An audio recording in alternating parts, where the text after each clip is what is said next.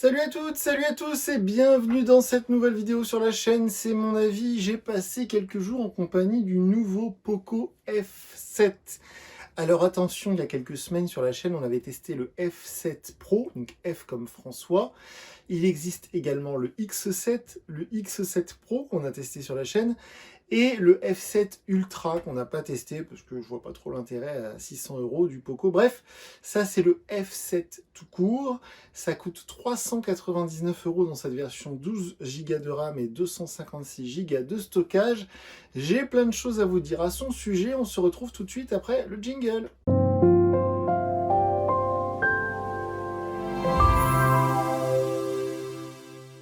Alors ce Poco F7, comme je le disais dans la vidéo de déballage, j'ai eu beaucoup de chance parce que je l'ai touché seulement à 339 € sur le site officiel de Xiaomi, c'est mi.com. Et donc 339 € seulement avec le chargeur Xiaomi officiel 120 watts que je vous ai montré lors de la vidéo de déballage. Donc ça fait vraiment pas cher parce que ce téléphone, quand il a été annoncé pour la première fois il y a déjà quelques semaines, quand les données techniques ont fuité, je me suis dit c'est quand même un sacré smartphone. Quand on regarde la fiche technique, il est drôlement impressionnant. Il y a le nouveau processeur de chez Qualcomm, le Snapdragon 8S Gen 4, génération 4. Donc il y a 12 Go de RAM, il y a un immense écran, on va y revenir dans un instant, il y a plein de trucs cool, il y a une énorme batterie, donc je me suis dit c'est plutôt chouette.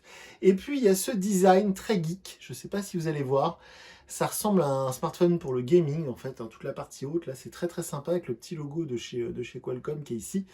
Donc c'est le logo du Snapdragon, pardon.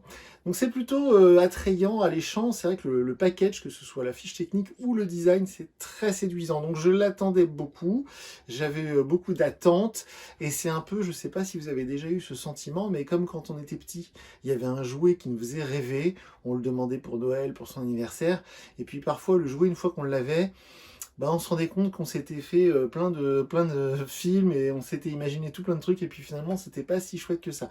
Bah, là c'est un peu pareil, je suis un petit peu déçu. Voilà, on va faire comme d'habitude, on va parler d'abord des choses positives, des choses qui m'ont plu, puis on terminera par les choses qui m'ont un peu déçu. On peut commencer comme d'habitude, donc je le disais, par le design et faire un petit rectificatif sur ce que j'ai dit dans la vidéo de déballage, puisque effectivement le châssis est réellement en aluminium. Donc ça c'est chouette. On a un bel objet entre guillemets, même si pour moi c'est beaucoup trop grand, beaucoup trop lourd, mais la finition est belle, c'est un beau smartphone, quand on l'a dans la main, c'est séduisant. Ça, il n'y a aucun doute là-dessus. Donc le châssis en aluminium, la certification IP68, donc si vous le faites tomber dans l'eau, pas de souci. On a le traitement écran Gorilla Glass 7i, donc ça c'est très chouette aussi. On a tout ce qu'on cherche niveau hardware sur un smartphone moderne, avec des bordures d'écran qui sont presque symétriques, mais qui ne le sont pas complètement. Moi, j'ai réussi à détecter, alors je ne sais pas si vous le verrez, je vais essayer de vous passer en mode clair, parce que j'ai mis en mode sombre, évidemment, mais en mode clair, c'est beaucoup plus... Alors, moi, je le vois, c'est pas grave, je suis un peu un maniaque, mais la bordure inférieure est un tout petit peu plus épaisse que les autres, les trois autres bordures, celle du haut et celle des côtés. C'est voilà, c'est pas très gênant, mais j'ai fini par en être sûr, même si ma première impression était déjà celle-ci. Bref, donc on a un très bel écran, évidemment c'est du AMOLED 120 Hz, il est immense, on a 6,8 pouces, c'est vraiment gigantesque. J'ai fait quelques parties de World of Tanks, World of Tanks Blitz, qui est vraiment mon jeu mobile favori, préféré actuellement. Pour jouer, c'est top. L'immense, l'écran est vraiment immense. Et on a une vraie stéréo. Le son sort des deux côtés du smartphone. Donc c'est parfait.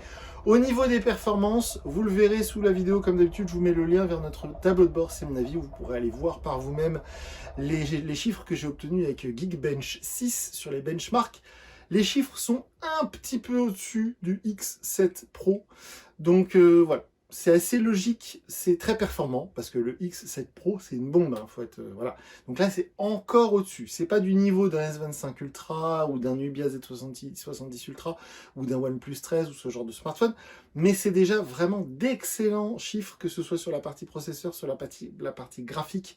Voilà, c'est une bombe, ça marche très bien, c'est très performant pour le jeu, c'est top. Donc ça, c'est évidemment dans les points positifs. Et je vous parlais de la stéréo, c'est rare que je teste un smartphone avec des haut-parleurs aussi puissants. Quand on met un podcast, une chanson, un appel, peu importe, on pose le téléphone sur la table, ça fait vraiment effet enceinte portable, enceinte Bluetooth, ça marche très très bien, donc ça c'est cool. Au niveau des choses positives également, j'ai noté le Wi-Fi 7, les chiffres sont absolument faramineux. Oui, faramineux. J'ai obtenu, ici, je sais pas si vous allez le voir, mais 2000 mégabits par seconde sur ma box, ma Freebox Ultra. Ici, je suis fibré, donc quasiment 2 gigas, c'est absolument énorme. Donc ça, c'est très cool. La 5G, ça marche très bien aussi. La batterie, l'autonomie est très très bonne. On a une énorme batterie de 6500 mAh. C'est une super autonomie, aucun problème là-dessus. Donc qu'est-ce que j'ai noté d'autre aussi en point positif? La charge rapide.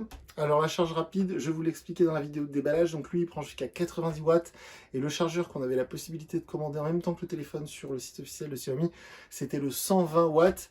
Donc tout ça, mis bout à bout, j'ai obtenu des chiffres hallucinants. On fait le 0 à 100% en 45 minutes, sachant que la batterie elle fait 6500 mAh, c'est vraiment très, très impressionnant. Donc ça marche très bien. Et enfin, au niveau des points positifs, donc super performance, ça on l'a dit, très bel écran, l'autonomie est très bonne, il se recharge très vite, c'est un châssis en alu, le lecteur d'empreintes sous l'écran, ça marche très bien également, donc la 5G, le Wi-Fi, tout ça est vu. On enchaîne sur une partie positive, même si, justement, vous allez voir, c'est le point de bascule, sur la photo. Donc la photo, on a un capteur principal de 50 mégapixels, le fameux capteur Sony qu'on retrouve sur beaucoup de smartphones en ce moment. Il est stabilisé optiquement, et sous la vidéo, je vous mets le lien vers ma galerie Google Photos, vous pourrez aller voir par vous-même la qualité des photos. Les photos sont plutôt bonnes. Mais je pense pas que ce soit là où se sont concentrés les ingénieurs de chez Poco Xiaomi pour ce smartphone, parce que on n'a qu'un seul capteur photo, on n'a pas de téléphoto. Donc je rappelle que le prix officiel de ce smartphone c'est quand même 399 €. À 400 €, on n'a pas de triple objectif, au final il n'y a que 2 capteurs. Donc le capteur principal fait de très belles photos, on peut zoomer en x2, c'est un zoom numérique, mais les photos sont très très belles, il n'y a pas de grain numérique, c'est très beau, le rendu est très beau. Le bas blesse, quand on passe en ultra grand angle, le capteur ultra grand angle n'est pas de très bonne qualité, vous pourrez le constater par vous-même en allant voir les photos que j'ai pu prendre avec. C'est pas du niveau d'un téléphone à 400 €, je trouve le capteur ultra grand angle, il est vraiment limite. C'est ce qu'on retrouve par exemple sur du Xiaomi Redmi Note 14, donc c'est un capteur ultra grand angle assez entrée de gamme, assez bas de gamme. Le capteur selfie est très bon, mais voilà, je trouve que la partie photo, d'un côté, elle est plutôt réussie, de l'autre côté, je la trouve assez limitée pour un smartphone à ce prix-là. 400 €, ça commence à faire un gros budget, il y a beaucoup de choix dans ces tarifs-là. Et il y a le concurrent de chez Nothing qui arrive avec le même processeur, et le Nothing Phone 3, je me demande s'il ne sera pas un peu plus cher, mais j'espère surtout qu'il y aura une meilleure partie photo. Bref, donc tout ça c'est pour la partie positive, et si on s'arrête là, on se dit putain c'est un 10 sur 10, ce téléphone est vraiment réussi, il n'y a rien à lui reprocher. Alors, personnellement, il y a plusieurs choses qui me gênent. Déjà d'une, dans la gamme, chez Poco, en 2025, on a l'excellent X7. Encore au-dessus, le X7 Pro qui est encore meilleur, le rapport qualité-prix est incroyable en ce moment. Le X7 Pro, on le trouve à 300 ou un peu moins de 300 €, donc c'est franchement une bombe atomique. Le F7 Pro qu'on a testé et qui était un petit peu plus cher, mais qui a le même format, le même poids. On est au-dessus de 200 grammes, je rappelle, on est à 210 grammes ici, on est très lourd. Donc il y a une gamme Poco qui est déjà très remplie, donc ce F7 tout court, je trouve qu'il a un peu de mal à trouver une place. Surtout qu'il y a des choses qui, moi, m'agacent. Donc cette partie photo, déjà, je pourrais pas en faire mon smartphone principal parce que je trouve qu'elle est un peu limitée, surtout à ce prix-là. On a un téléphone qui est très encombrant, qui est très grand, qui est très lourd, donc ça aussi, je trouve ça gênant. Quand on est sur du Samsung Galaxy S25 Ultra, qu'on a vraiment un téléphone, le smartphone avec toutes les dernières technologies, c'est ce qui se fait de mieux actuellement au monde. Moi, je pardonne un peu l'encombrement et le poids d'un S25 Ultra, ou même d'un Nubia Z70 Ultra, ou même d'un OnePlus 13 ou d'un Magic 7 Pro, parce que c'est vraiment des téléphones, c'est ce qui se fait de mieux, niveau photo, niveau performance, niveau écran, etc. Là, on est sur un smartphone où on doit faire des compromis, mais d'un autre côté, on a un grand téléphone, très grand, très lourd. Bon, déjà, moi, ça me gêne un peu. La bordure d'écran en bas qui est un peu plus épaisse que les autres, moi, voilà, je suis un peu maniaque, donc ça m'embête aussi. Et puis, il y a des petits détails. Par exemple, j'ai été choqué, déçu de voir que sur un téléphone à ce prix-là, dans la gamme Poco, on n'a pas de Always On Display permanent. Donc vous voyez, c'est les informations qui restent à l'écran et hop, elles disparaissent. Et il faut bouger le téléphone, là ils viennent de réapparaître, mais voilà, elles disparaissent. Si je ne bouge plus les informations, l'heure, la date, tout ça, ça disparaît. Il faut que je regarde le téléphone, ou que je le bouge, je ne sais plus, pour faire réapparaître les informations. C'est pas un Always On Display. Ça, dans Always, il y a Always, c'est-à-dire toujours. Donc si les infos disparaissent au bout de 10 secondes, c'est pas un Always On Display, donc ça m'agace. Eux, chez Xiaomi Poco, ils appellent ça un toujours affiché. bah là, le toujours, il est pas.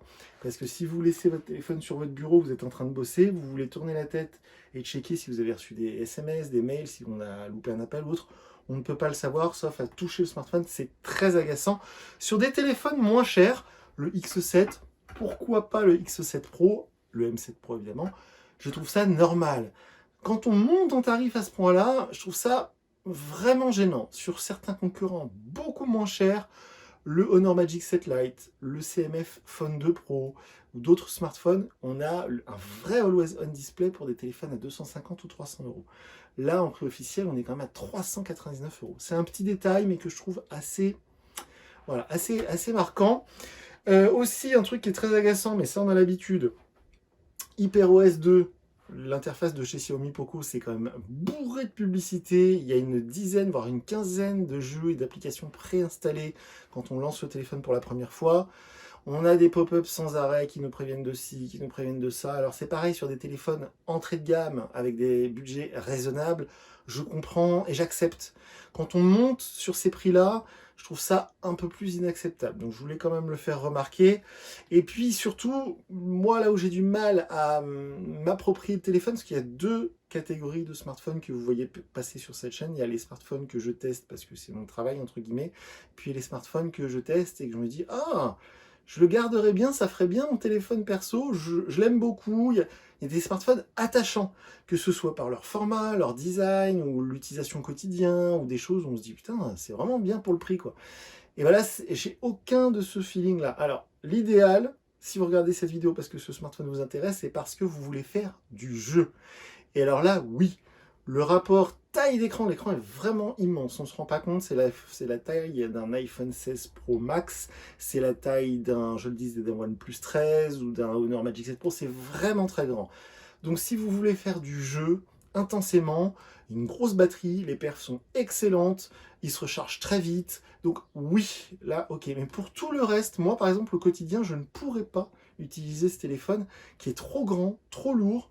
Je le disais, je l'ai accepté pour un S25 Ultra, pour du Nubia Z70 Ultra, des téléphones très haut de gamme, où on se dit, bon, il est grand, il est lourd, mais parce que c'est ce qui se fait de mieux au monde, j'ai le meilleur processeur, j'ai les meilleurs écrans, etc.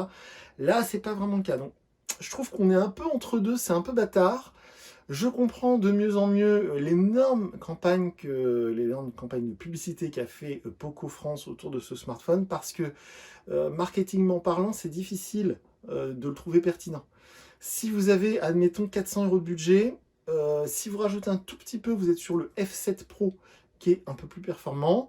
Si vous descendez un peu, mais même beaucoup, parce qu'on est vers les 300 euros, le X7 Pro fait pas beaucoup moins bien, alors qu'il coûte moins cher, il est moins encombrant, il est moins lourd.